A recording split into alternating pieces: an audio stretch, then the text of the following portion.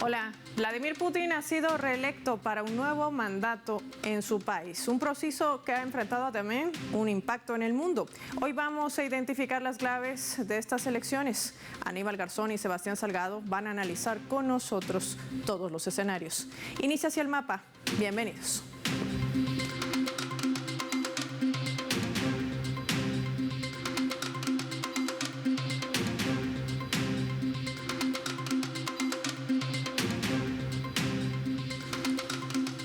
Les proponemos desplegar nuestro mapa y revisar algunos datos graficados para entender el impacto de estas elecciones en Rusia.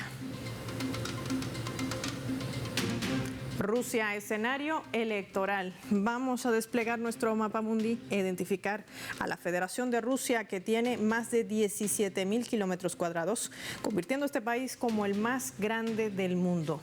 Tiene una población de 143.442.000 ciudadanos y registra un padrón electoral de 112 millones de electores. En estos comicios celebrados el domingo 17 han sufragado más del 87%, es decir, 88 millones de ciudadanos han emitido su voto, haciendo una participación de más del 77%. Esta es una participación histórica. Recordemos que a esto se han sumado también otros métodos de votación, como ha sido el sufragio electrónico, habilitado desde el 26 de febrero hasta el 29 de marzo. Se trata de permitir la votación a residentes en zonas lejanas o difícil acceso en 37 regiones de ese país euroasiático. También en aquellas regiones reunificadas a Rusia. Hablamos de la región del Donbass, donde están Donetsk, Lugansk, Zaporilla y Gerson. Vamos a sumar más datos. Recordemos que Rusia, además, es un país petrolero y el mayor del mundo en explotación de gas. Enfrenta elecciones presidenciales en un contexto donde el eje económico hegemónico, liderado por Estados Unidos y sus aliados de la Unión Europea y también la OTAN, impulsan esta política guerrerista para tratar de aislar a Rusia. El 2023, el Producto Interno Bruto de Rusia se situaba en torno a 1.8 billones de dólares estadounidenses y ha crecido en 3.6%, a pesar de que Rusia, según varias investigaciones de medios, se está catalogando como el país que ha recibido más sanciones en el mundo. Esos son datos que hacen a Rusia una gran potencia.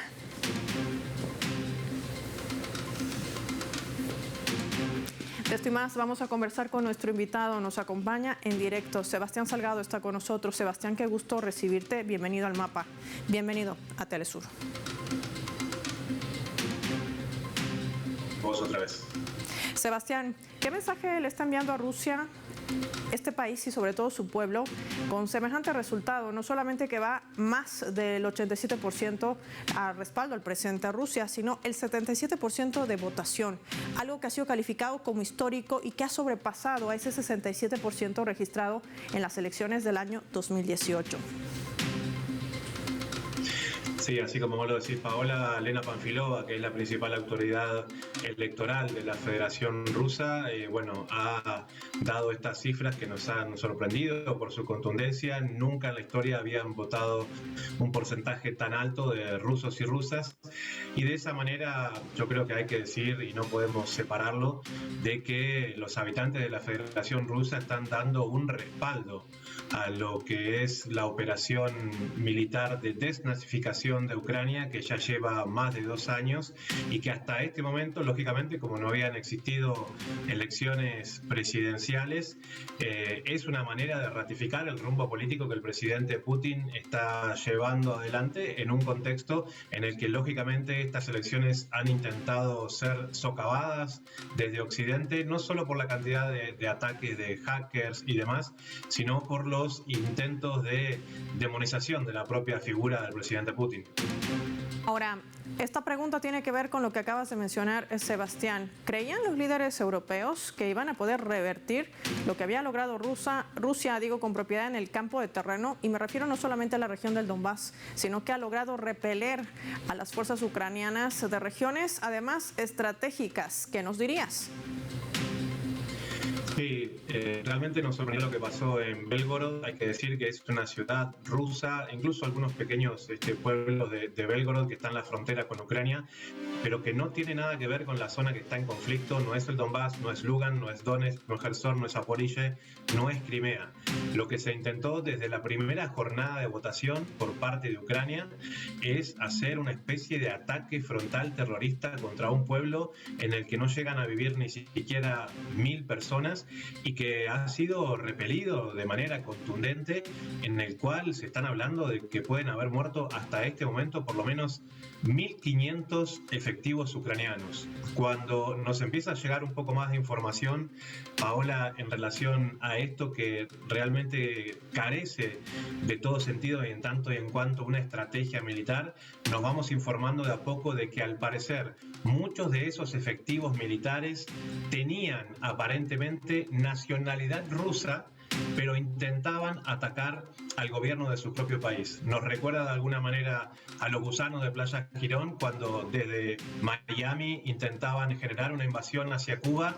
Aquí vemos algunos grupos de personas que tienen nacionalidad rusa, pero que forman parte de ese eje nazi del régimen de Kiev, que intentaron, lógicamente, con el respaldo de Occidente, con helicópteros y demás, intentar crear el caos en la jornada electoral. Y hay que decirlo, lo intentaron durante las 3 jornadas consecutivas, el viernes y el sábado y el domingo, intentaron atacar frontalmente Belgorod, y los resultados, hay que decirlo lamentablemente, porque siguen siendo vidas humanas, fueron no solamente catastróficos, sino que esos efectivos ni siquiera estuvieron en condiciones de regresar a sus posiciones. Queremos agradecerte, Sebastián Salgado, por habernos acompañado con tu análisis puntual para poder entender el impacto de este proceso electoral de Rusia y sobre todo los desafíos que encarará el país. Ya lo decía el presidente, van a ser varios y de todas partes. Lo analizamos al volver. Marcamos una pausa y lo hacemos con nuestra escala.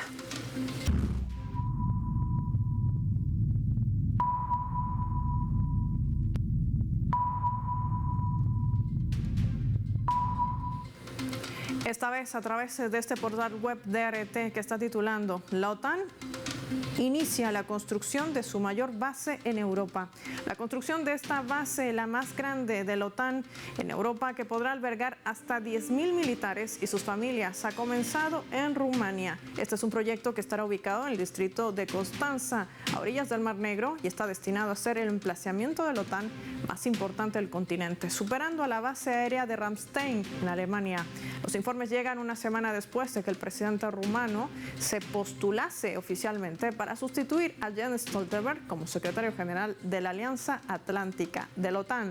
Ha estado ampliando recientemente su presencia en su flanco oriental y el año 2022 Bruselas decidía reforzar sus fuerzas de Europa en el este. En concreto, están desplegando por primera vez unidades de fuerza de reacción de máxima disponibilidad en Rumania. ¿A qué se está acercando Europa? ¿Cuál es su estrategia? Ya volvemos.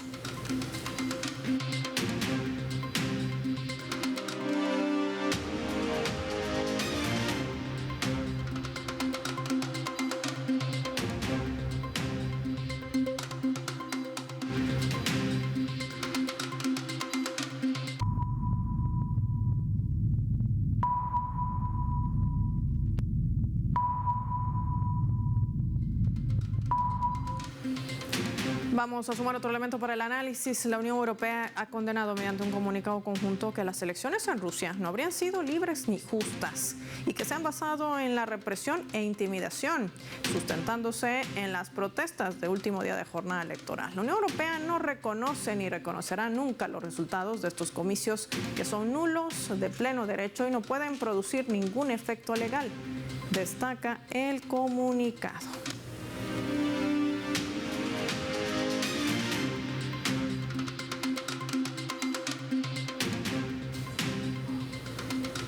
Para analizar este elemento sumamos a Aníbal Garzón, nos acompaña en directo. Aníbal, qué gusto recibirte en el mapa, bienvenido.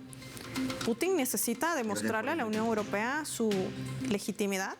La pregunta, sobre todo cuando los escenarios y los tambores de guerra suenan más de Europa que desde la propia Rusia. Está claro que Europa lo que juega principalmente como su política exterior es la política de la OTAN. Europa ha perdido en todo momento un socio comercial, ¿no?, que era en Rusia, sobre todo, ¿no?, rico en petróleo, rico en gas, cuando Europa no es un continente rico, no en esas reservas, sino más bien en servicios, y la ha perdido por el hecho de enfocar su política exterior, donde hay gente, ¿no?, como alto representante, como Josep Borrell, que se basan principalmente en la política de Estados Unidos, en la política internacional, la política de injerencia de Estados Unidos. ¿Qué ven ahí? Que donde da prioridad a Europa es con el tema de la OTAN. Por ello hace que Europa, en lugar de presentar con datos concretos, con observaciones, con informes, el por qué no aceptar las elecciones rusas, cuando ha habido 4 candidatos, cuando hay elecciones, por ejemplo, como Estados Unidos, que juega finalmente un bipartidismo entre el Partido Demócrata y Republicano, por lo tanto no pueden hablar de cantidad de candidatos, porque ha habido más en Rusia con lo que va a haber en Estados Unidos en noviembre, y por ello ha habido 4 representantes, entre ellos la oposición histórica, que muchas veces han hablado que no hay oposición, cuando la oposición histórica a Putin es el Partido Comunista de la Federación Rusa. Es la oposición que ha existido siempre desde la caída del muro de Berlín, y es donde a lo mejor pueden tener coherencias en política internacional, pero tienen muchas diferencias en política nacional, y se han presentado también en las elecciones. ¿Qué sucede con esto? Que en lugar de presentar Europa los informes, los observadores electorales, todo lo que son, podríamos decir, pruebas del por qué no dar legítimas elecciones, lo que juegan es con una campaña de desinformación, ¿no?, y de manchar lo que son las elecciones rusas para desprestigiar el tema, para desprestigiar a Putin. Cuando hay que dejar claro de que por qué Putin ha tenido 87% de apoyo, donde posiblemente viene exactamente por los ataques constantes de Occidente, de la guerra de Ucrania, pero no olvidemos los 14 o 15 medidas de bloqueos y sanciones que llevan ya desde el 2014 hacia adelante. Por lo tanto, el discurso de Putin de la unidad de Rusia, un discurso patriota de defensa, ¿no?, en contra de esas injerencias, lo que ha hecho ha sido que el pueblo ruso le haya apoyado, de ser de todas las elecciones donde más participación ha habido y sobre todo de más apoyo ha tenido Putin. Por lo tanto, vemos que la estrategia de Europa de desprestigiar a Putin no está funcionando, sino justamente lo contrario. Ha legitimado mucho más a Putin, porque quien decide aquí es el pueblo ruso y lo ha legitimado, y sobre todo, además, no olvidemos de los países, que el mundo es más allá de Europa, y China, Venezuela, Irán, muchísimos países, y entre esos socios BRICS han dado apoyo a la legitimidad justamente de las elecciones. El mundo no es Europa y Occidente, hay ahora mismo un mundo multipolar.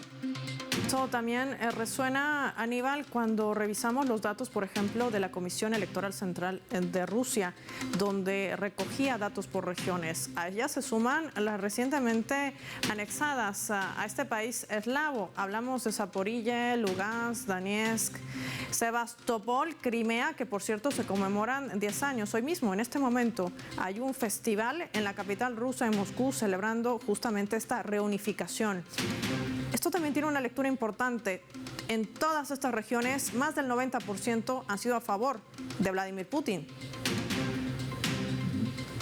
Sí, tiene una lectura porque no olvidemos que Putin dio el apoyo en ese momento a lo que fue la autodeterminación de estos pueblos. En el caso de Crimea, en el 2014, lo que hubo fue un referéndum popular. Nos hablan de invasión de Rusia, lo que fue justamente una decisión soberanía del pueblo, y Crimea decidió mediante voto, y luego sobre todo la región de Donbass, donde intentaron, ¿no?, Donetsk y Lugansk, llevar a cabo un proceso de negociación, los tratados de Minsk I, Minsk II, de negociar, ¿no?, con el cuarteto, estamos hablando con Francia, con Ucrania, con Rusia y con Alemania, para llegar a una decisión. Pero el hecho de crear esa guerra ya del 2022, porque no hubo ninguna negociación en ningún momento y todo el bloqueo de Estados Unidos en contra de ello, se llevó a cabo justamente referéndum populares, donde la población decidió, primero, ser independientes de Ucrania, y en segundo lugar, anexionarse a Rusia. Esto quiere decir que ha sido una decisión popular. Nos venden muchos medios de comunicación como que ha sido una invasión por parte de Rusia, en el caso de Crimea, ¿no?, en Donetsk, en Lugansk, y han sido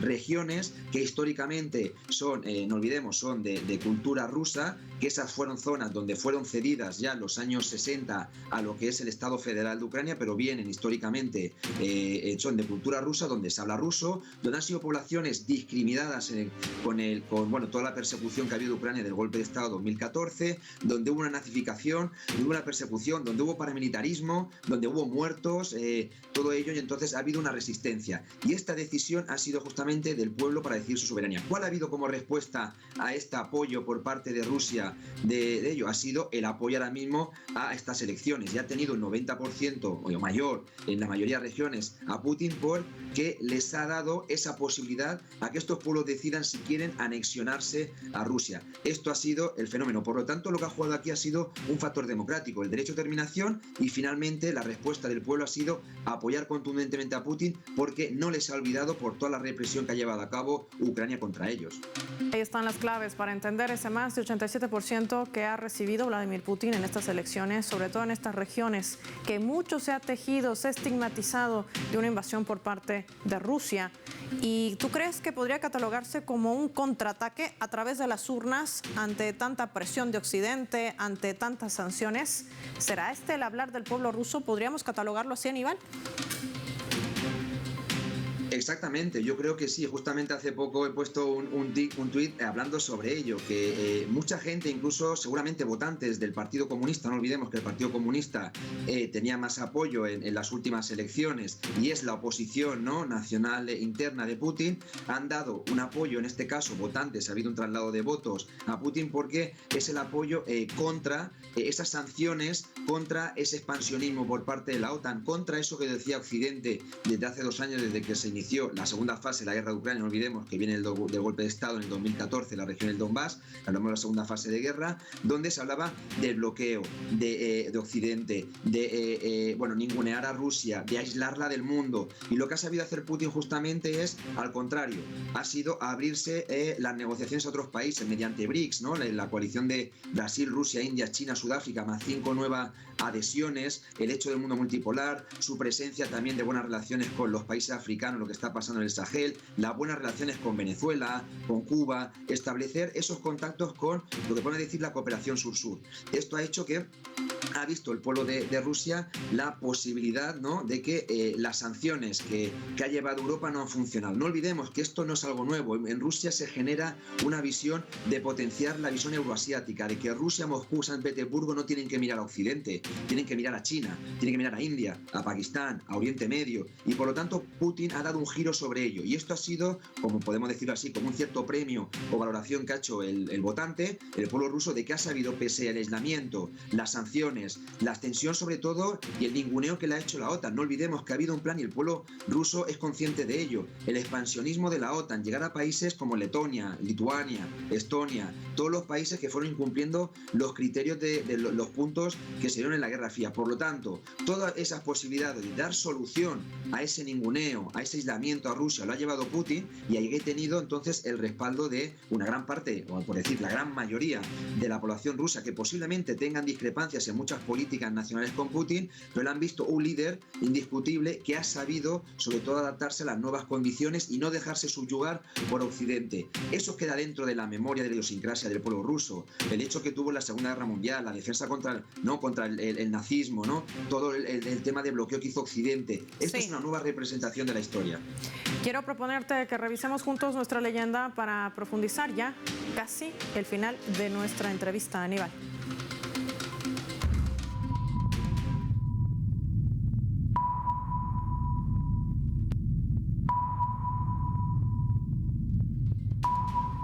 Han culminado las elecciones en Rusia, pero se avecinan las de Estados Unidos. Esto es lo que reseñaba el expresidente y candidato republicano Donald Trump. Un baño de sangre en Estados Unidos si no salgo elegido, lo mínimo que podría pasar. Así lo publicaba también a través de sus redes sociales en medio de la participación de las primarias y los congresos. Esto cuando estaba en Ohio.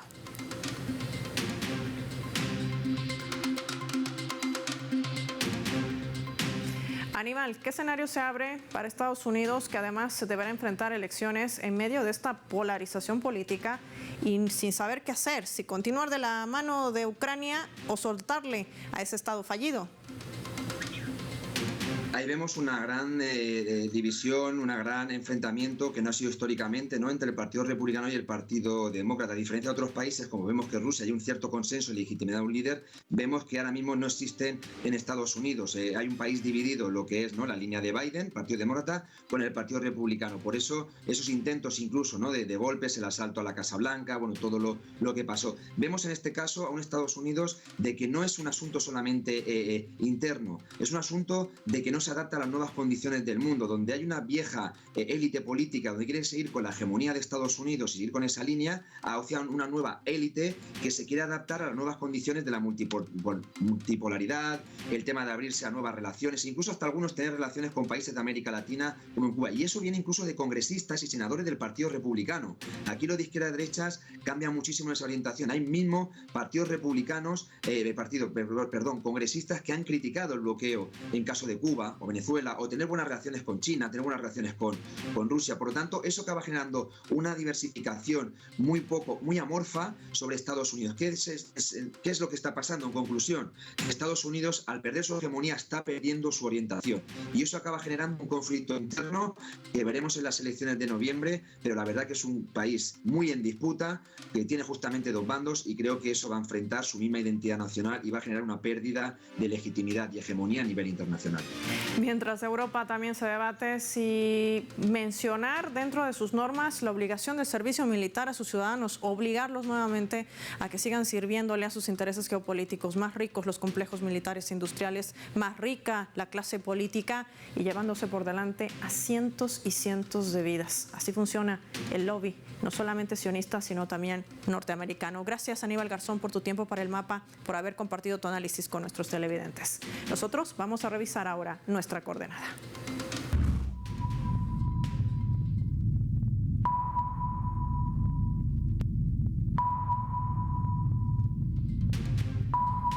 Hay otros hechos geopolíticos que se desarrollan y también impactan en el mundo. Miguel Jaimes, desde Venezuela, nos va a comentar sobre el pedido de levantamiento de sanciones de más de 400 empresas privadas de minería, hierro y cobre que hacen vida en este país. ¿Qué implica esto? El planeta está enfrentado a unas relaciones internacionales que han traspasado los modelos económicos de los países. Tal es el caso de Venezuela, quien con la arremetida de Europa, de Occidente, de Estados Unidos, de establecer una serie de sanciones, hoy las aguas vuelven a su lugar. Resulta que más de 400 empresarios venezolanos, empresas establecidas en el país, de la minería, del hierro, del oro, están pidiendo el cese definitivo y paralizar de manera inmediata lo que han considerado una cantidad de pérdidas millonarias al no poder establecer sus trabajos. No puede los Estados Unidos ni Europa establecer quién o no debe de trabajar y qué o no se debe explotar y hacia qué mercado se deben de comercializar los productos. Venezuela es un país altamente minero, tiene importantes recursos que han logrado cubrir la demanda de necesidades para poder vivir en muchas regiones del planeta, y como tal debe seguir desarrollando y profundizando su trabajo. Por eso ahora esta organización, este equipo ha reclamado de una forma fehaciente a nivel nacional e internacional el levantamiento definitivo de sanciones, porque en fin de cuentas pues los Estados Unidos no pueden decidir hacia dónde deben establecerse o no los mercados. Ya cada vez son más sectores, no puede decir que es el gobierno, el ejecutivo o algún partido político que pide el fin de sanciones como se ha hecho, en el cual tiene todo su legítimo derecho, sino es que también los sectores comerciales, empresariales, de negocios, quienes han establecido y han sido importantes proveedores de materia prima hacia los países que los han sancionado, hoy piden que Venezuela sea libre de sanciones. Agradecer al doctor Miguel Jaimes por haber participado en nuestra coordenada, que nos ubicaba en otros hechos que se vienen desarrollando en el mundo y que no podíamos dejar de compartir hoy en El Mapa. Para finalizar el programa, les proponemos revisar nuestro vector.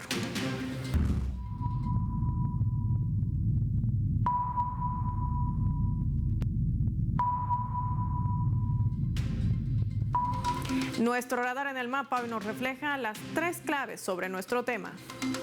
1. Patriotismo. El pueblo ruso ha defendido en estas elecciones su patriotismo. Más del 77% de participación refleja la confianza en el país y en un gobierno que ha sabido sobrellevar las mal llamadas sanciones y enfrentar con táctica la agresión de Occidente. Si bien los difíciles desafíos a los que se enfrentarán en los próximos años vendrán en casi todas las esferas, el pueblo ruso está consciente del papel que juega en el mundo multipolar, que está además en plena construcción. 2. Alianzas. América Latina ha sido y seguirá siendo el vértice de ese relacionamiento estratégico con Rusia, así como otros países de Asia y Oriente Medio. Ha fallado esa labor de Occidente de intentar aislar a Moscú del mapa internacional. Al contrario, le ha abierto la puerta para que salga a la luz esas ilegalidades que comete Estados Unidos y que son blanqueadas por Europa. 3. Ucrania. Este es otro tema que está sobre la mesa. Una negociación no está descartada, siempre y cuando se ponga en primer lugar los intereses de Rusia. El régimen de Kiev, desprovista además de municiones, repelida en zonas estratégicas y sigue perdiendo la ayuda de sus contribuyentes, sumergida en esa corrupción, que además los está desangrando económicamente. Crece ese nerviosismo entre los líderes europeos mientras siguen sonando los tambores de la guerra. La escalada de un conflicto nuclear sería el peor escenario y al parecer a eso le apunta la supeditad de Europa. La pregunta es, ¿estarán realmente midiendo las consecuencias? Soy Paola Pérez y nos vemos en otra edición del Mapa.